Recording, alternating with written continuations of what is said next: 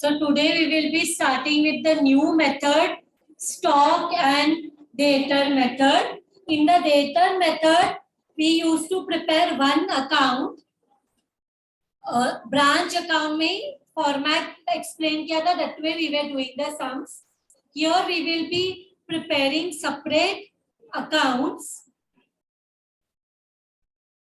That is, जैसे ये stock and debtor method है, तो स्टॉक के लिए अलग से अकाउंट बनाएंगे, branch stock account. We will be preparing separate accounts. So branch stock account, branch debtor account, branch expenses account, goods sent to branch account, branch P&L account, profit and loss account, and goods sent to branch account. This way, we will be preparing separate accounts in this chapter. तो ये सारे accounts का format अभी मैं discuss करती हूँ. तो let us first prepare one individual accounts, branch stock account. Let us prepare the format.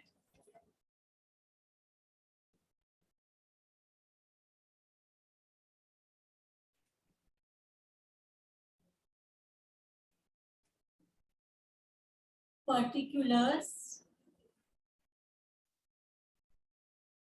rupees, particulars, rupees. Same way,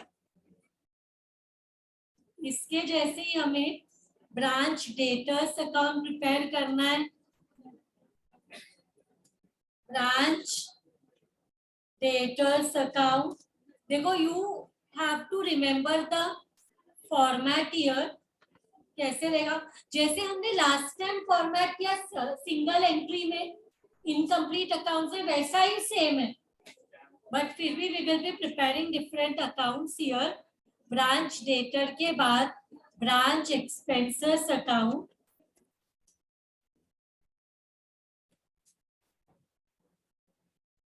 फिर branch P&L account, branch profit and loss account, finally goods sent to branch account. Goods sent to branch account. So these will be the different accounts that we will be preparing here. सबसे पहला account है branch stock. Branch stock, stock is asset. Closing stock हम balance sheet में asset side में show करते हैं. Asset मतलब कौन सा balance, debit. So debit side में लिखेंगे to balance brought down. This is what, this is your opening stock. Opening stock को किधर लिखना है, ब्रांच स्टॉक के डेबिट साइड में लिखना है. Same way every account, ledger account has a opposite closing balance. भले ही डेबिट बैलेंस है but closing balance opposite side में आता है. तो डेबिट बैलेंस है, closing will be in the opposite side. So debit का ऑपोजिट क्रेडिट में लिखेंगे बाय बैलेंस कैरीड डाउन. ये क्या है हमारा, this is closing stock.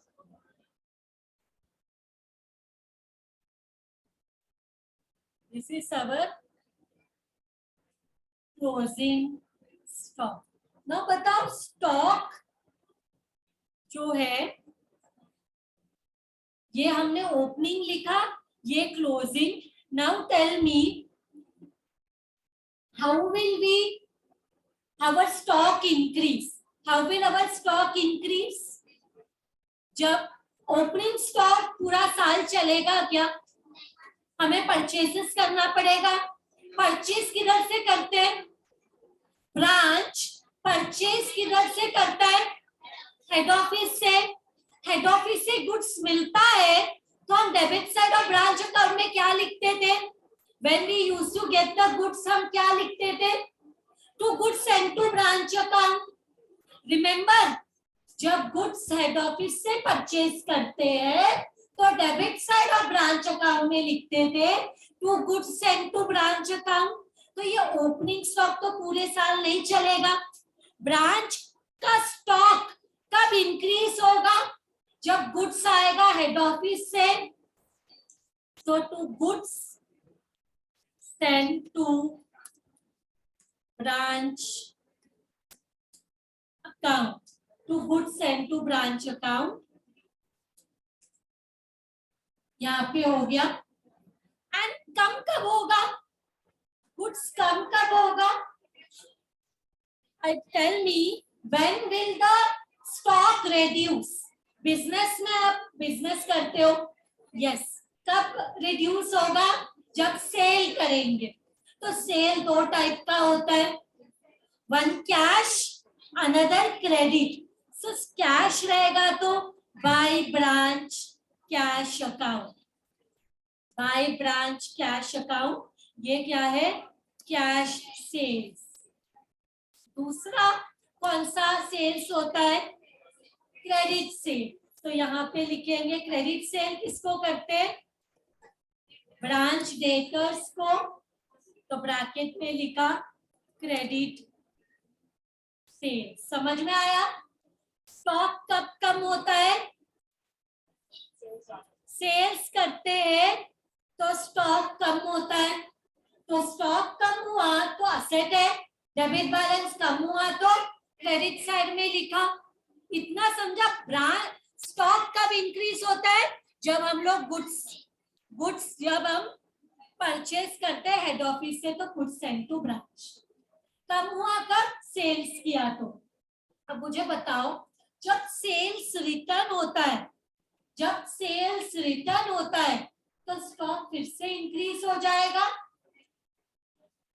Stock जब तुमने सेल किया डेटर को क्रेडिट सेल, वो क्रेडिट सेल में से कुछ गुड्स वापस आ गया तो it will come in the debit. लेकिन who will be the returning person? Branch. Cash में जो सेल करेंगे ना वो हमारा रिटर्न नहीं आएगा, बिकॉज हम एक बार कैश ले लिया तो फिर हम रिटर्न का जो एडवांटेज है वो सिर्फ क्रेडिट सेल्स में होता है ना, क्योंकि पैसा नहीं मिला है, रिटर्न लेना ही पड़ेगा। तो बट कैश में सर के exchange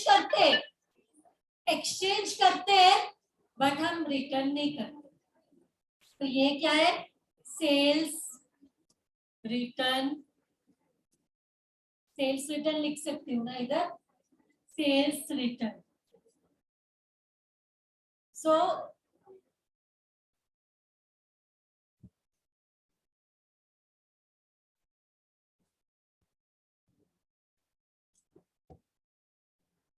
with this what we will do, we will end this stock account. stock account समझा? तो इसको कैसे?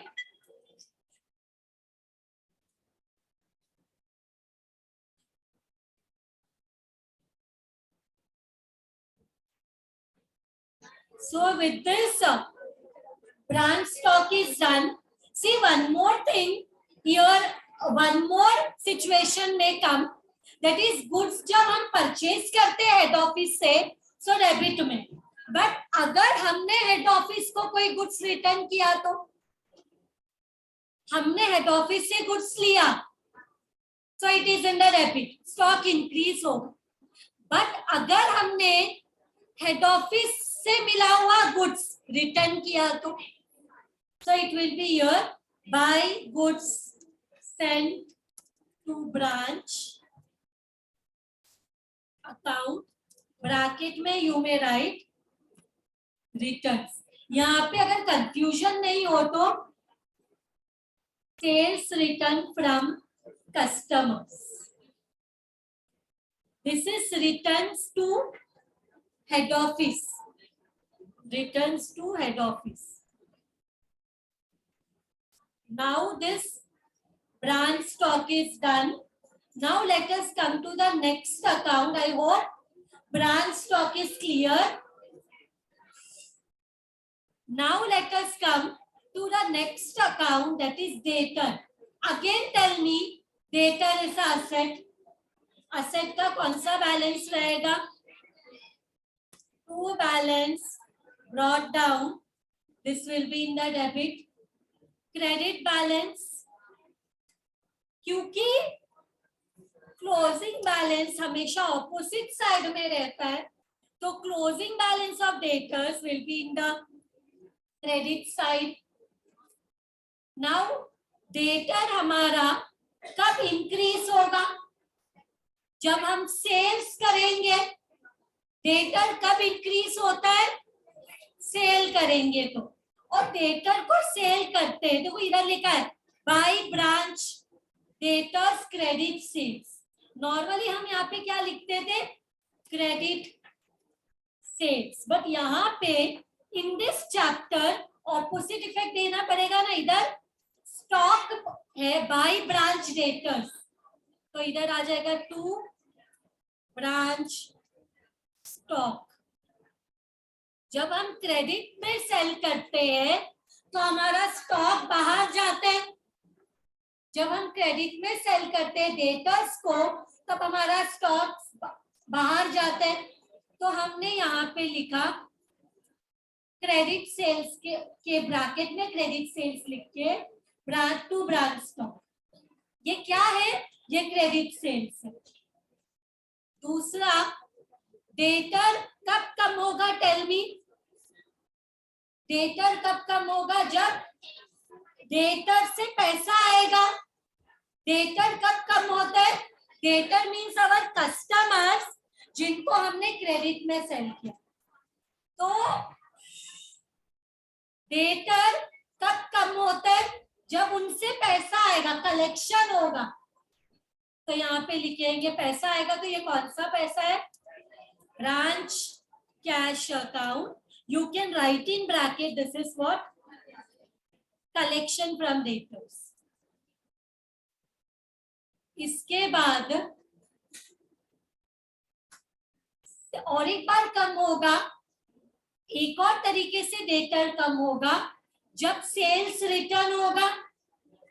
तो इधर भी हमने सेल्स रिटर्न लिखा. देखो सेल्स रिटर्न में स्टॉक इंक्रीज हो जाता है, तो opposite effect by branch stock. Bracket में क्या लिखा? Sales return. और डेटर कम होता है कभी जब डेटर को डिस्काउंट दिया जाता है. जब डेटर्स को हम डिस्काउंट देते हैं तब डेटर कम होता है. जब बैड डेट्स होता है तब डेटर कम होता है. This is the same account which we are done. Same debtor account तो चेंज नहीं होगा, उसमें सेम चीजें आएगी. भले फिर वो इनकम्प्लीट अकाउंट का चैप्टर रहने दो या ये चैप्टर रहने दो. जब डेटर अकाउंट प्रिपेयर करेंगे तो सेम ही चीजें आएंगी. उसमें क्या आएगी? जब डेटर इंक्रीज होता है क्रेडिट सेल में. डेटर कम कब होता है? जब डेटर से पैसा मिलता है. जब सेल्स रिटर्न होता है, जब डेटर को डिस्काउंट देते हैं, जब बैड डेट्स होता है. All this are when debtor reduces. With this debtor account is done.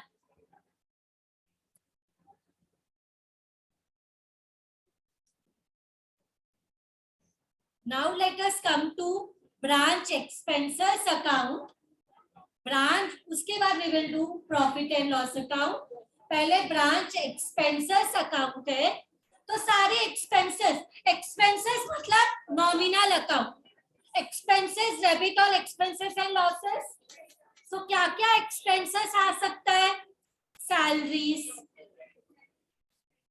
rent, printing and stationery, to petty expenses. So all are our expenses. To bad debts. These are all few of the expenses. सारा नहीं लिखेंगे, थोड़ा जो भी expense है मतलब it will come here. Expense है मतलब ब्रांच एक्सपेंसेस अकाउंट में आ जाएगा. फिर इसको बंद करके ये एक्सपेंसेस किधर आना चाहिए मुझे बताओ. ये एक्सपेंसेस किधर आना चाहिए? प्रॉफिट एंड लॉस अकाउंट में. सो क्या करेंगे, इसको बंद करेंगे. We will close this and we will नहीं, ये इसको हम लोग लिखेंगे बाय ब्रांच P&L अकाउंट. ये सब कहाँ आना चाहिए? ब्रांच P&L अकाउंट में. So this will be our balancing figure. This is also done.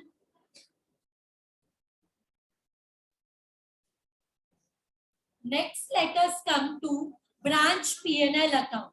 So branch P&L account में देखो इधर बाई ब्रांच P&L है, तो बाई का ऑपोजिट टू ऑपोजिट अकाउंट का नाम क्या है? Branch expenses account.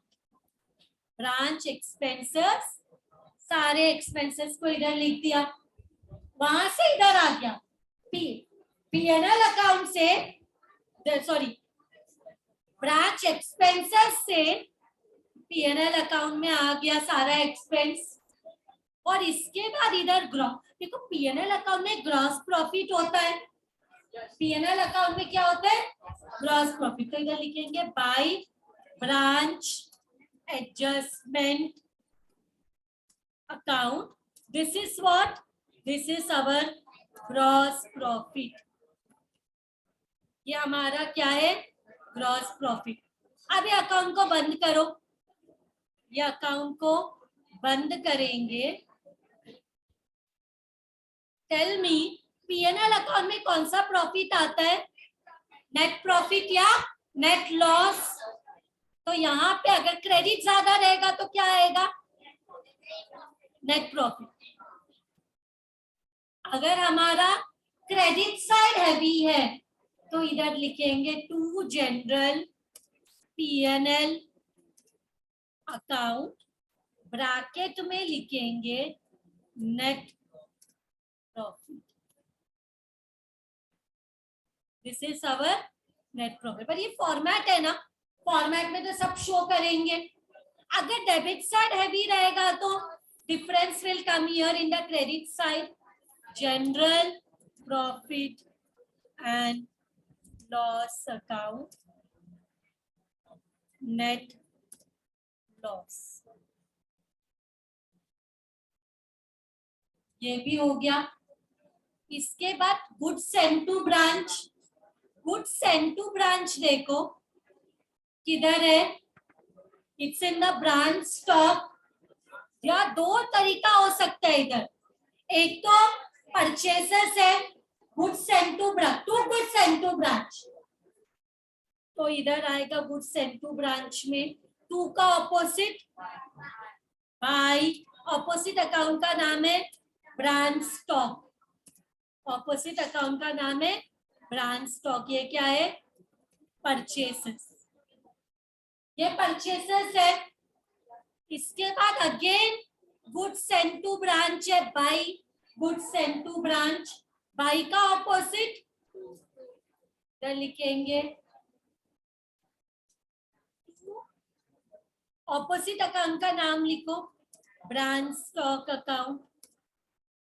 ये क्या है? रिटर्न्स. अब ये अकाउंट को बंद करेंगे. दो ही जगह में ये आता है. नॉर्मली हमेशा परचेज ज्यादा रहेगा या रिटर्न ज्यादा रहेगा? टेल मी, परचेज हम ज्यादा करेंगे या रिटर्न ज्यादा करेंगे? परचेज ही ज्यादा होगा. रिटर्न ये परचेज के इक्वल हो सकता है पर परचेज से ज्यादा नहीं. राइट? हम जितना खरीदेंगे उतना ही मैक्सिमम रिटर्न कर सकते। तो हमेशा तुम देखोगे क्रेडिट ही ज्यादा, हमेशा यहाँ पे गुड्स सेंड टू ब्रांच में क्रेडिट साइड ही ज्यादा रहेगा। और इधर लिखेंगे टू ट्रेडिंग अकाउंट, कहा जाएगा ये ट्रेडिंग अकाउंट बैलेंसिंग फिगर। ये हमारा ट्रेडिंग अकाउंट में परचेसेस करके चला जाएगा, परचेज किया है ना और रिटर्न्स किया, net purchase, this will go to the trading account. With this all the formats are done. What we will do in the next lecture, we will start with the sum. Okay, so I will end today's lecture with this. Thank you very much everyone.